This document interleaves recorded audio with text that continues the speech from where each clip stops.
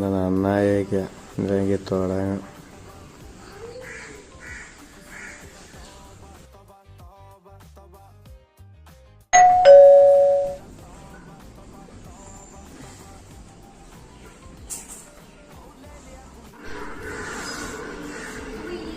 കുടിച്ചിട്ടുണ്ടോ നിങ്ങള്?